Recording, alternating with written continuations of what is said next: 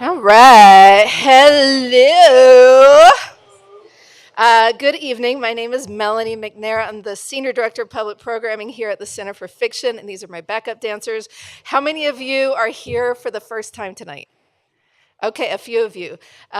You are very welcome. The Center for Fiction is a 200-year-old cultural nonprofit whose mission is to encourage people to read and value fiction and to support and celebrate its creation and enjoyment.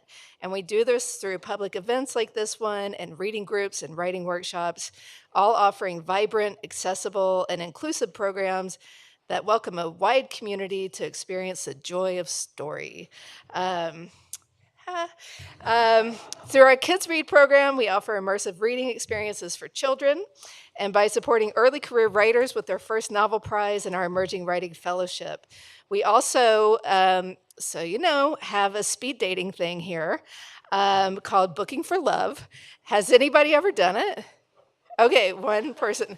There's one coming up on June 21st for LGBTQ folks, and there's still some slots. So if you're looking for a little romance, so you have somebody to go to the Pride Parade with, sign up. Romance author TJ Alexander will actually be there to give some advice on finding your first throuple. And while you're on the site, please sign up for our mailing list and then follow us on social media. And support our work for creating a home for readers and writers, especially really fabulous ones here in Brooklyn. Some important logistics for tonight. This is a safe space for fabulousness, frivolity, and fanfare, and I want to hear your voices when our authors read to give them a lot of support. Can we do that? All right. For those of you who are joining tonight via the live stream, there are no requirements for decorum whatsoever. So cheers. And you can just let us know what your party is like in the chat. It's now my pleasure to introduce our MCs for the evening. Amelia. No, you've been promoted. I just found out. Amelia is a Lambda Literary Award-winning author of Lesbian Love Story and proprietress of Lavender Public Relations for all your queer PR needs. And Jen Michelle Norris, editor-in-chief of Electric Literature and author of the forthcoming novel, When the Harvest Comes. When the Harvest Comes. All right, so give them a hand.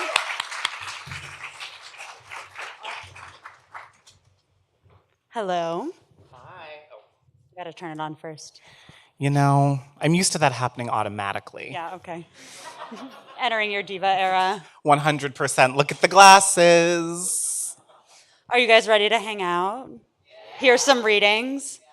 Before we start, we wanted to get a sense of the vibe in the room. Is anyone aware that an X is here? Show of hands, if you're willing. Does anyone have an X here? Okay, I see one hand. Not to point. It's rude to point. Okay, that feels like pride. It feels like pride to see your ex. Does anyone have a crush here? Okay. Oh. Maybe there are two people, so maybe Getting there's some spicier. mutual crushes happening.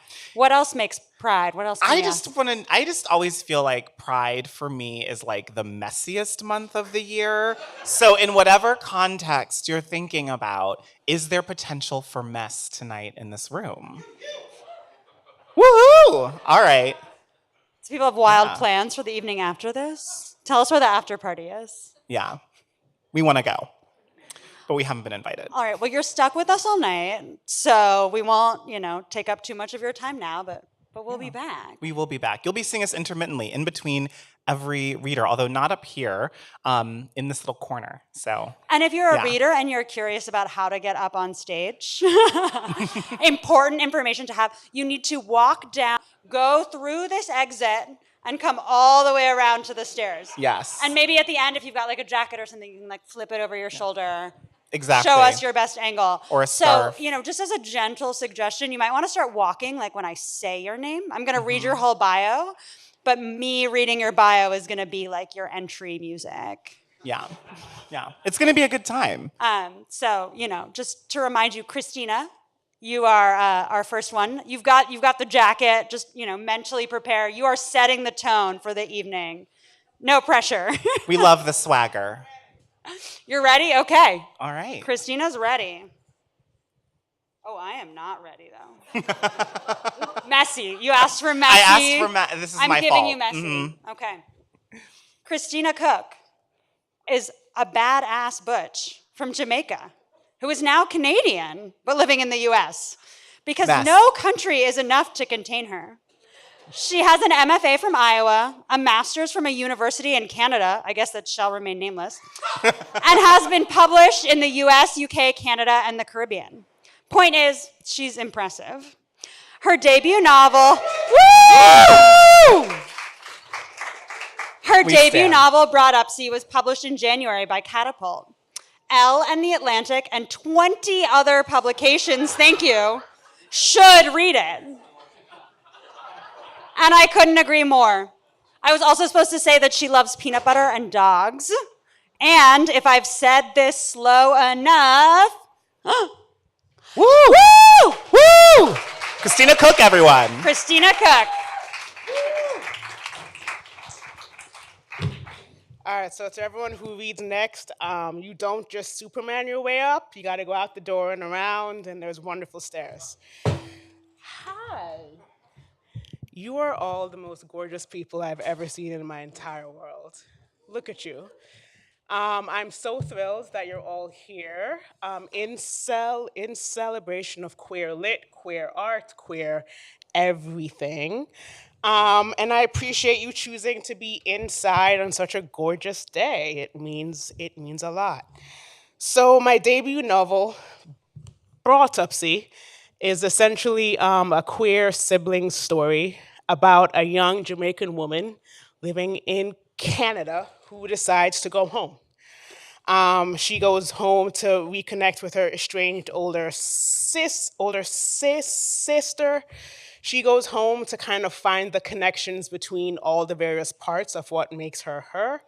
And she goes home in order to kind of like settle and to find a rooted and a calm sense of self.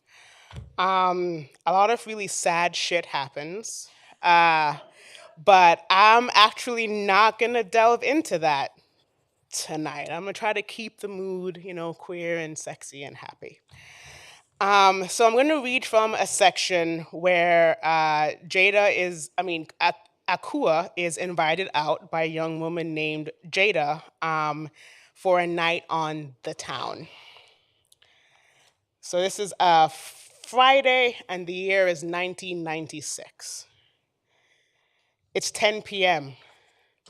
The club reeks of sweet excess. There's a stage, a red lit stage, light shining on, then off, over gold painted walls and poles shining silver. I squeeze my way through the crowd, music booming through the feral haze of bodies pressed close. Shoulders tend to the pulsing throng. I walk up a set of spiral stairs near the back, neon signs for JB's and Appleton lighting the way to the upstairs balcony. I edge my way past couples clogging the concrete walkway with their dancing. A barman walks through a set of double doors at the other end of the balcony and leaves the door ajar, revealing another room with couches, stools, a disco ball spinning slow, and a hallway beyond. I find a seat next to the bar, where Jada told me to wait. Aye, gal. Jada walks through the double doors, an outfit draped over her arm. How you do? She waves at the barman, then couches on the stool next to mine. What are you drinking? She says. She looks languid. She looks easy. I take a deep breath and force my shoulders down. Vodka. Big woman, Jada says, getting up to lead the way through the double doors. I wait a moment, letting her get a few steps over her shoulder in a gentle, come here. I can tell she's used to leading the way. All right, now I'm gonna skip forward. It's Sunday. I'm back at the club. I'm going to be so good. Jada walks out on stage, the rhinestones in her bra sparkling in the gold-colored light. She drops into a split, ass bouncing in front of the club packed with people, so many people. All of them are just squeeze up and wind up filthy and alive.